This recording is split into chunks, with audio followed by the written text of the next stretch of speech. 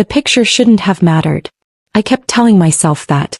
But when you've spent your whole life being told you're not sexy enough, even taking a half-nude selfie feels like standing naked in a courtroom. I sat on my tiny bed in my tiny Brooklyn apartment, staring at 2 pictures of myself. One with my back arched, wearing a blue push-up bra and a G-string in my boyfriend's color. One with my bottom lip caught between my teeth. My hands shook. And then came his voice, my boyfriend's, echoing in my head like a curse. You should work out more. Your body would look better. Try to be sexier next time. Send something hot, Tess. I hated that I listened. I hated that I cared. But I loved him enough to keep trying, even when it hurt. I closed my eyes, tapped on the picture, hit send and whispered, "Please. Just like it." My phone buzzed once. Twice. Then everything inside me froze. The message didn't go to my boyfriend. It went to Roman Blackwood. My boss. The CEO of Blackwood Industries. New York's most terrifying billionaire. The man whose silence made grown men tremble. The man with rumors swirling about mafia ties, secret networks, people disappearing. The suit-wearing devil I avoided by being invisible for 3 straight years. My breath died. No. No, no, no. Oh, God. I tapped my screen like a maniac. There was no unsend. No delete. No miracle. I could feel my spirit leaving my body. How will my boss that I've been invisible for years see my nude? I called my best friend, voice shaking uncontrollably. "Bree. I'm dead," I cried. I sent a sexy picture. To my boss. "What?" she screamed. "Tessa, stop. That's a joke, right?" "I'm finished," I sobbed. "They're gonna fire me. Drag me out. Blacklist me forever. Bree, what do I do?" She was yelling, panicking with me. But I didn't hear a word. Because another notification slid across my screen. From him. Roman Blackwood. The devil in Armani. Morning came too fast. I barely slept. Every time I closed my eyes I saw that picture. My picture. Sitting in the inbox of the last man who should have ever seen it. I stepped out of the elevator on the 42nd floor, stomach clenched in a fist. The glass doors to his office were open. And chaos was waiting inside. Madison Reed, his ex. Tall, gorgeous, Instagram perfect. Built like she was handcrafted by God and photoshopped by angels. She stood in front of Roman's desk wearing something so tight it should have come with a safety manual. Her voice echoed. "Roman, what the hell is wrong with you? It's been years since you touched a woman. Not even me." "Me?" Roman didn't speak. Didn't blink. Didn't move. Madison scoffed. "What's your problem? Are you gay now? Is that it?" The air froze. His 2 security men stiffened. I stood behind my colleagues, clutching my file so tight it hurt. Madison leaned closer, hissing. "You don't want any woman? Not one? Not even for a night?" Still nothing. Just that cold, unreadable stare he was famous for. "Team," my manager whispered, "let's go. It's time."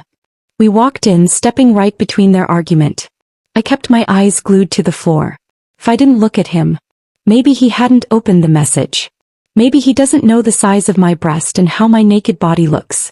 Maybe he didn't know it was me. Madison turned sharply when she noticed us. "Teach, whatever. I'll be back." Her heels clacked like bullets as she stormed out. The room went silent. Roman sat at his desk, tapping his pen slowly. His eyes scanned the room. Until they stopped. On me. My heart dropped so hard I felt it in my knees. Then he spoke. "Everyone, leave." My team hesitated. Except the girl in the red dress. All eyes turned to me. I was the only one wearing red. I felt sick. The others slipped out. The door clicked shut. I was alone with him. With the man who could end my entire existence with one sentence. I tried to speak before I could faint. "Sir, about the picture. I swear it was an accident. I didn't mean. Please don't fire me."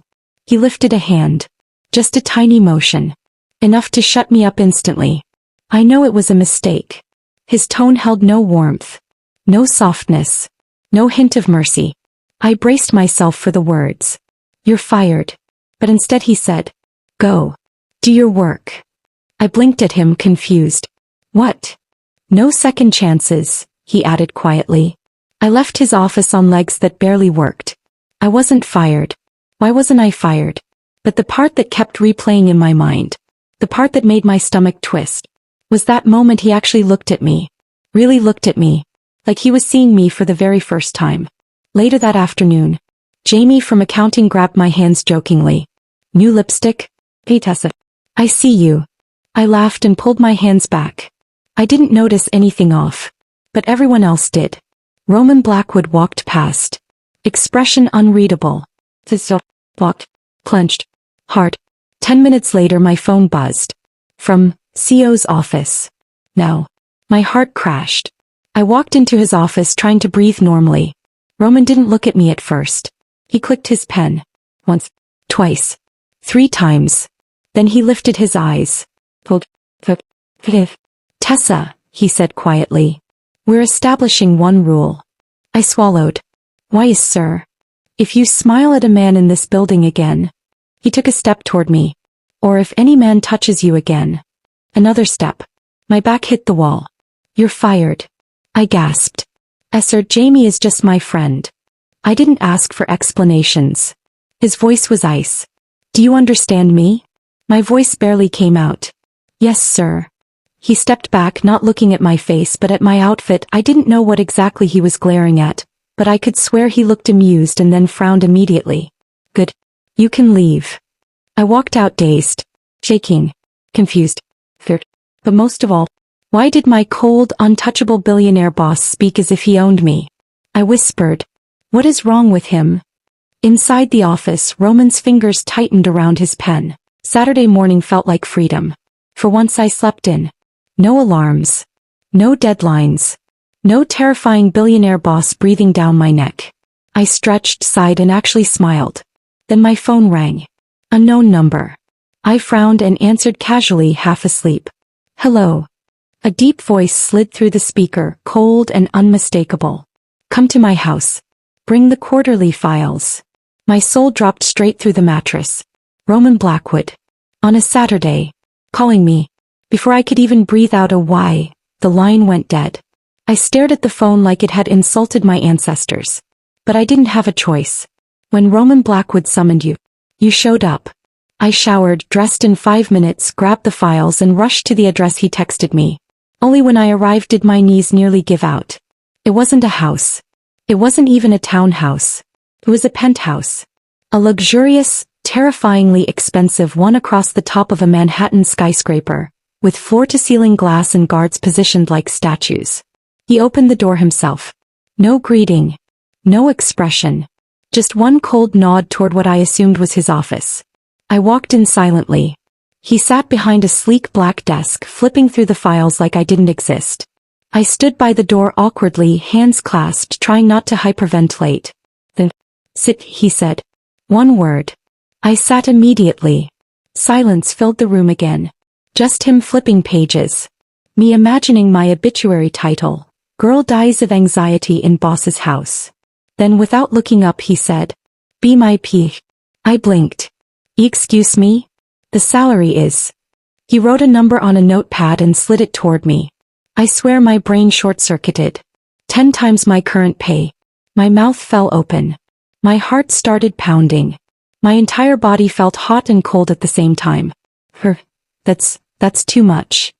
I need someone efficient. His voice stayed calm. But his eyes, they lifted. And for the second time in 3 years, he really looked at me. Not at my clothes this time. At me. His gaze dipped to my lips. My breath stuttered. Oh. This was dangerous. I needed to get out before I said something stupid or tripped or... I stood too quickly. My heel caught the edge of the rug. And I fell. Straight into him. His arm wrapped around my waist instantly. Like he had been waiting for it. He caught me like I weighed nothing. Held me against a chest that felt warm and solid and absolutely illegal. My hands pressed against him. His breath brushed my cheek. My heartbeat echoed in my ears. His gaze dropped to my lips again.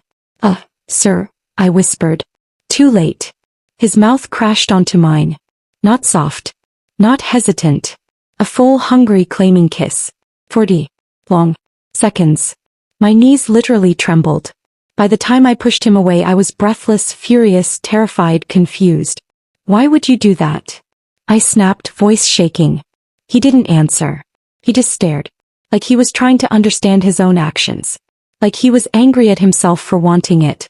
Roman Blackwood, the cold, emotionless billionaire, lifted his hand and touched his lips once, as if shocked by his own desire.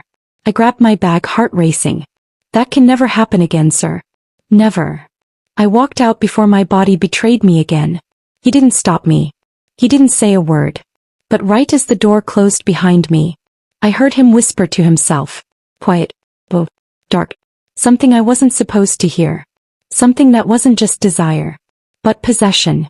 And for the first time, I wondered what exactly Roman Blackwood realized about me in that moment. And why it scared me more than the kiss. Sunday night was supposed to be quiet, soft, simple. But peace didn't live here anymore. I sat curled on my boyfriend's couch, pretending to listen as Tyler went on and on about his gym PRs, his protein shakes, his boys' night plans. Everything that didn't matter. His voice was noise. All I could think about was him. Roman Blackwood. The kiss he stole. The kiss I didn't ask for. The kiss I could still feel, warm, wrong, unforgettable. Guilt twisted in my stomach like a knife. I wasn't the type of woman who hid things. I was honest. Loyal. Responsible. I breathed in. Taylor. I need to tell you something. He didn't even look at me. Instead he slid onto my lap, pressing his weight down, grabbing my waist like I belonged to him. Later, he muttered against my neck. Let's do something better. My body froze. No. Tyler, get off. I'm not in the mood. He didn't stop. He pinned me harder against the couch, mouth forcing its way down my collarbone. Tyler. My voice cracked. I said stop. He growled in annoyance, an ugly, entitled sound. Then his hands curled into my shirt and, rip. The fabric tore straight down the middle. I gasped, covering myself.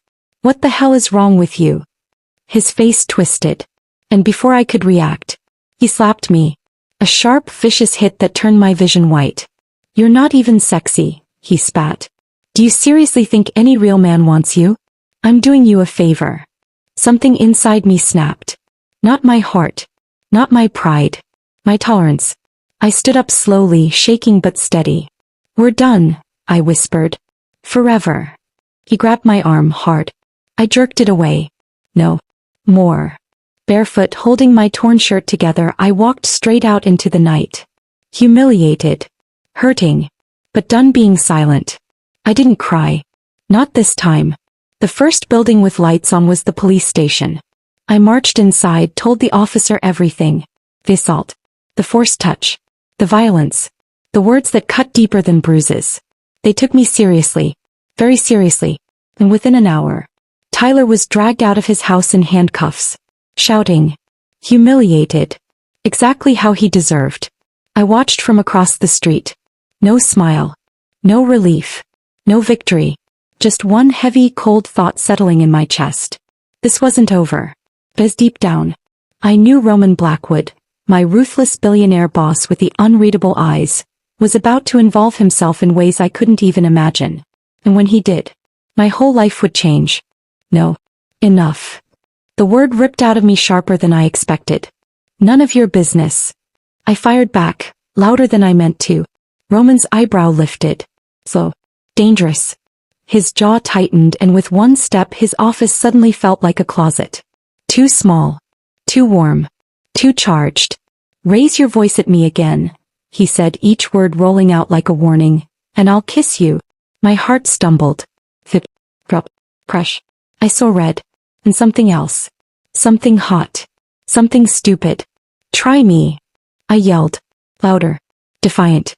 Testing him. Daring him. Took him exactly 1 second. His hands locked around my wrists, firm, unyielding. And I hit the wall with a soft thud. Then his mouth crashed onto mine. For one stunned heartbeat I froze. Then I didn't.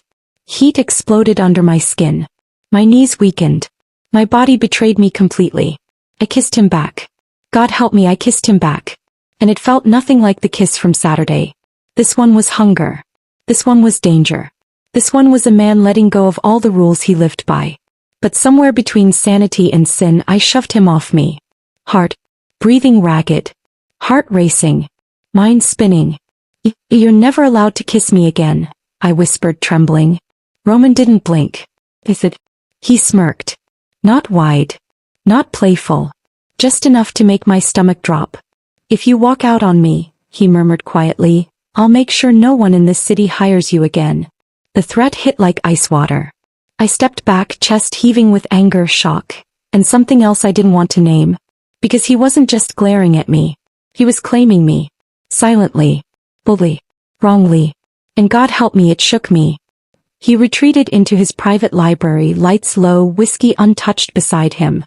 Files were stacked around him, but he wasn't focusing on a single one. Not when his hand slid over a picture of her. Tessa Morgan. Beautiful. Infuriating. Then the memories hit. Not her. Her. His fiancée. His first love. The woman who died because of his family, his bloodline, his empire. The one he swore he would never replace. Never endanger anyone again. Never touch another life with his darkness. His chest tightened. His jaw clenched. I can't touch anyone, he whispered. I shouldn't want anyone. But his eyes kept returning to Tessa's photo. The curve of her mouth. The fire in her voice. The warmth he felt even through a photograph. He leaned back, exhaling a truth he wasn't ready to admit. He wanted her. Not just her body. Her strength. Her stubbornness. Her heart. And Roman Blackwood didn't fail at getting what he wanted.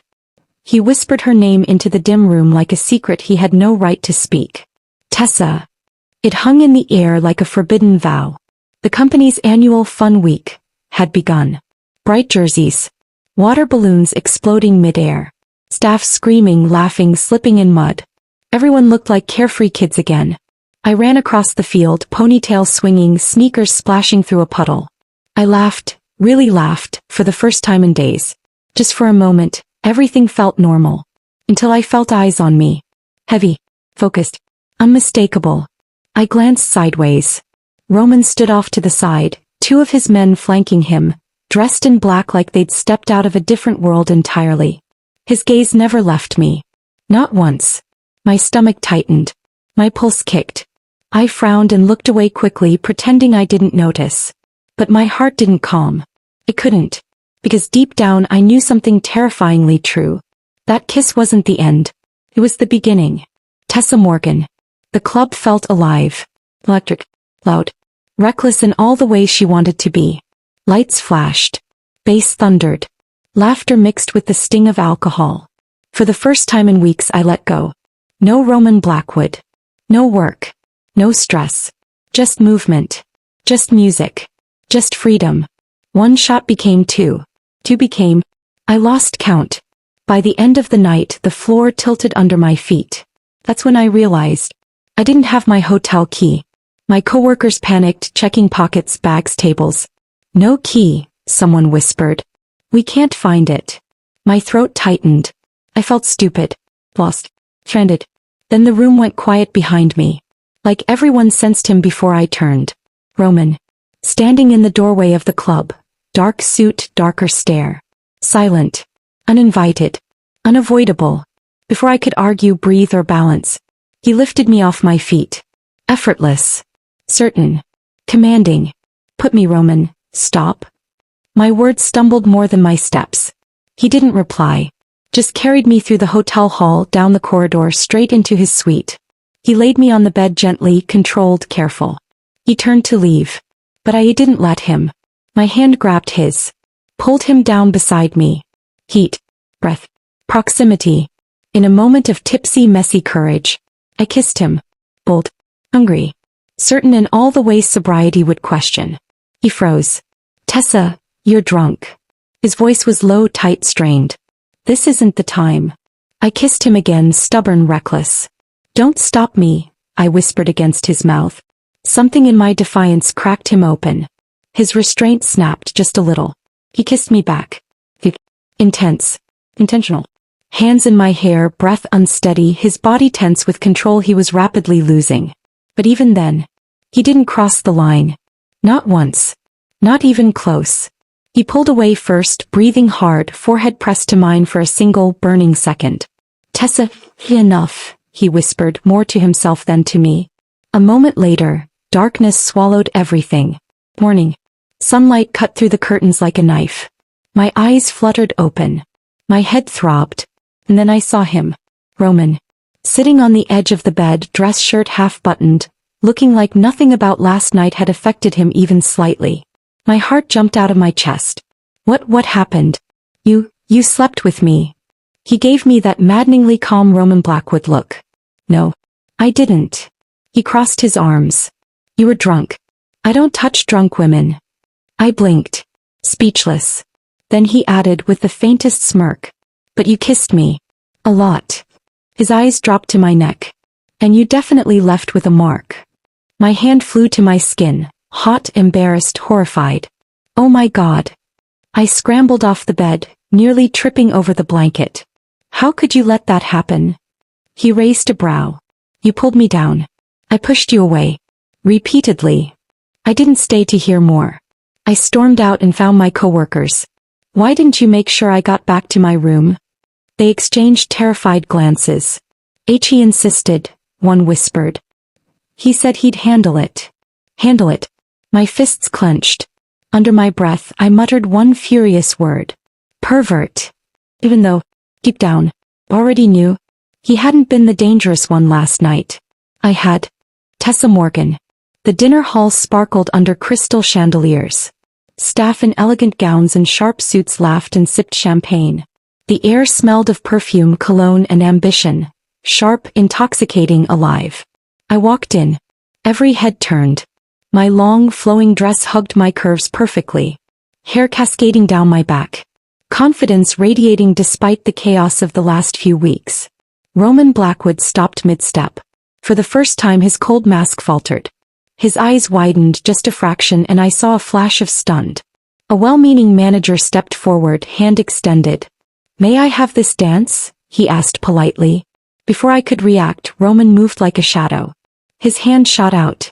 She's mine, he said. My eyes widened but I didn't flinch. I'm not yours. I shouted loud and clear. The manager froze then bowed quickly retreating. Roman didn't move. He pulled me close, hands firm on my waist, guiding me into the rhythm. Heat bloomed under his touch. His fingers brushed my neck lightly. I closed my eyes without thinking. Breath hitched. I almost moaned. Panic slammed into me. I pulled back. Excused myself. Rushed to the restroom, heart pounding, mind spinning, body betraying me. That night I dreamed. His lips. His hands. The fire. The power. The danger. I woke sweating, flushed and confused. Flustered. And undeniably turned on. Later at work I carried a stack of files. Hands trembling slightly. Roman approached, calm, dangerous, magnetic. Lunch? He asked, voice smooth, eyes sharp. My brain screamed no. My heart whispered yes. For the first time I realized something. I liked him. The cozy Manhattan barbecue smelled of sizzling meat and warm spices. I sat across from Roman, chopsticks in hand, staring at the grill like it was some unsolvable puzzle. Careful, he said, calm as ever. Don't burn yourself. A piece of meat slipped, landing on my plate with a soft thud. I muttered in frustration, "Ah, damn it." Roman froze. Then laughed. Real laugh. Warm. Genuine. I almost choked. He never laughed like that. I chuckled nervously, trying to hide it. He leaned closer, teasing, "You cuss in English." Adorable. I flicked him lightly on the shoulder, cheeks burning. He smirked, then noticed the waiter glancing my way. Jealousy flashed across his face. "Don't look at her like that," he said sharply. I grinned. Teasing. Wow. Possessive much. He huffed, flustered, leaning back in mock annoyance. Our laughter filled the cozy restaurant. Funny. Warm. Alive. A side of Roman no one else ever saw. Just as we finished, the lights dimmed. Chefs and waiters came in carrying a cake and a bottle of wine. The cake read in neat chocolate letters, "Will you be my girlfriend?" I froze. Heart pounding. Roman's gaze locked on mine. Intense. Tender. Dangerous. "Is this real?" I whispered. He nodded. "Say yes," he murmured. Tears and laughter mixed as I nodded. "Yes," I said. He smiled, dark. Victorious. Days later, back at the office, I walked down the hallway carrying files. A strong hand grabbed me. pulled me into a side office. Roman. I haven't felt right all day, he said, voice low. Because you didn't kiss me. I grinned, dropping the files. Leaning in, I kissed him happily, forgetting everything else. From the doorway, someone's eyes widened. Cynthia. Fury written all over her face. She stormed off, fists clenched, plotting. I pulled back, heart racing, and whispered to myself, this is going to get messy. I'd barely slammed my apartment door behind me when shadows moved. Before I could react, strong arms wrapped around me. No. Let me go. I screamed, thrashing. 2 masked men dragged me toward the dark street. The van doors slammed shut behind us, muffling my cries. My heart pounded violently, my kicks useless against their iron grip. Hours later, I was thrown into a cold, dark warehouse. Dust and decay hit me first, making me gag. Faint light revealed chains, ropes, and metal chairs. Rough hands bound my wrists to a wooden chair. Pain shot through my shoulders. My body ached from the harsh handling. My breath came in short, panicked gasps. From the darkness, a figure emerged. Cynthia. Her eyes burned with obsession, lips curled into a cruel smile. You think you can take him from me? She hissed. Do you know what happens to women who try to steal my man? Tears slid down my cheeks. I didn't steal anyone. I cried. Her men circled me like predators, slow, deliberate, threatening. Every shove, every jab, every pull sent shockwaves of pain through my body. I screamed, lungs raw. Every plea echoed through the cavernous warehouse. I tried to struggle. Tried to free myself. The ropes bit into my wrists. Through the panic and agony, one name escaped my lips. The only name that gave me hope. Roman. Help me. My voice cracked, raw and desperate. My heart raced, thinking of the man who had kissed me, teased me, and made me feel alive. Would he come for me, or had I already been forgotten? The warehouse remained silent. Shadows moved, whispers of fear, every sound a potential threat. Roman sat in his office, the city lights reflecting off the sleek windows. I wasn't back. My absence gnawed at him like a living thing. Where is she? He muttered, tension coiling in his chest. Why hasn't she answered? He summoned his men immediately. Find her. Everywhere. Leave no corner unchecked. The first group returned empty-handed. Sir, nothing. We searched every warehouse in the district. No sign. His eyes narrowed. Merciless. This isn't a request, he said, low and dangerous. Go again. And this time, don't come back unless you bring her. Hours passed. Streets blurred beneath their tires. Alleys, abandoned buildings, dim streets. Nothing. Roman's composure cracked. His fingers clenched the edge of his desk, knuckles white. Send more men. Triple the search. I don't want excuses. I want her. Alive. No matter what it takes. Finally, a faint signal. An abandoned warehouse on the outskirts of the city. His men moved like a storm. Silent. Deadly. Precise. Inside the warehouse was foreboding and dim. Broken crates, scattered chains, dust everywhere. Then I heard him. Roman. Rage carved into every step. I screamed, my voice hoarse and trembling. Roman. My wrist still bound, body shaking, tears streaming. He didn't hesitate. His men descended on the kidnappers like a hurricane. Fists, boots, sheer fury. Every blow struck with precision, merciless. Finally, battered and desperate, they whispered the truth. Cynthia, she hired us. She sent us. Roman's eyes darkened to a black storm. Deadly. Merciless. He stepped forward slowly, controlled, predatory. Amazing, he murmured softly, brushing a stray tear from my cheek. Then his voice hardened, a roar barely contained. And Cynthia. No one. He hurts her and walks away. I buried my face against his chest, shaking, exhausted, terrified, but finally safe. For now. The sharp sting of antiseptic filled the hospital room. White walls. Cold lights. Beeping monitors. I lay in the bed, bandages wrapping the bruises I tried so hard not to feel. Every blink reminded me of the terror. Every breath carried the memory of pain. The door opened quietly. Roman stepped in, tall, dark suit, imposing as ever, but softer here somehow under the fluorescent glow. Tessa, he murmured, voice rough. I'm sorry. For everything. For letting this happen.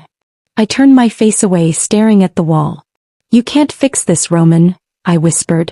My voice was steady but cracked around the edges.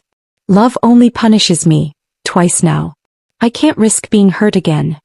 He stepped closer, desperation flickering in those usually unreadable eyes. I can protect you. I'll do anything. Just, don't shut me out. I can't lose you. A tear slid down my cheek. No. I need to be alone. I can't trust love anymore. His breath hitched, quiet, painful. For the first time since I'd known him, Roman Blackwood looked powerless. He turned, jaw clenched, and left the room without another word. Outside the hospital, the world saw a different version of him. Not heartbroken, dangerous. Roman's fury spread through the city like wildfire. His men moved at his command, shadows and thunder rolled into one. The men who had touched me. The woman who ordered it. They didn't understand what they'd awakened. Cynthia, her obsession, her arrogance, was the first to fall. Roman froze her bank accounts. Every sponsorship she had evaporated overnight. Influencers unfollowed her in real time. Agencies blacklisted her before lunch. Whole companies were warned. Touch her and you're touching the mafia. By the end of the week she was forced to flee the city, humiliated, broke and terrified. Me. I lay awake, staring at my ceiling, wondering, did I make a mistake letting him go? 1 week later. A knock echoed through my apartment. Sharp, deliberate. My heart skipped. I opened the door slowly. Roman stood there. Dark suit. Hard jaw. Eyes soft, too soft for a man like him. He didn't speak. He simply handed me a phone. A video played. Cynthia, crying, desperate, being confronted by his men. Her wealth stripped. Her career ruined. Her exit from the city enforced. Roman's voice was low, steady, almost gentle. I told you I would protect you. His eyes held mine. No one will ever hurt you again. My throat went dry. He stepped a little closer, voice softer now. You, Tessa, are the only woman who ever broke my 9-year vow. He swallowed hard. I stayed away from every woman. I didn't feel anything for anyone. His chest rose with a slow breath. But you changed everything. My heart fluttered, terrified, hopeful, overwhelmed. The room felt smaller, warmer, dangerous in a different way. Later that night, my apartment was quiet, too quiet, heavy with tension, heavy with everything unsaid between us. Another knock. Soft this time, intentional. I opened the door. Roman stood there again, eyes filled with longing and regret. No games, Tessa, he said, voice rough with emotion. I promise, no more fear. No more force. Only love. My defenses, everything I had built to protect myself, crumbled. He stepped closer, slowly, like approaching something fragile. His hands, those powerful, dangerous hands, rose to cup my face gently. Thumbs brushing my cheeks with reverence. My breath caught. I will never hurt you again, he whispered. I'll cherish you. Every day. Every moment. Every part of you. A tear slipped from my lashes. I forgive you, I whispered. Our lips met. Soft. Gentle. Not desperate. Not forceful. Just love. My hands rested on his chest, feeling his heartbeat. Steady, strong, but softer now. Human. He pressed his forehead to mine, breathing me in, holding me like he had been starving for this moment. Time slowed. Every broken piece inside me found something warm to hold on to. He whispered against my lips. You're mine. Not a threat. A promise. And I'm yours, I breathed. Certain. Steady. True. From that day on we were inseparable. I went back to work with new confidence. Roman stayed close, protective, loving, still dangerous enough to make the world step back. We laughed. We healed. We loved with fire, softness, and survival woven together. The world around us was chaos. But in each other's arms, we finally found peace.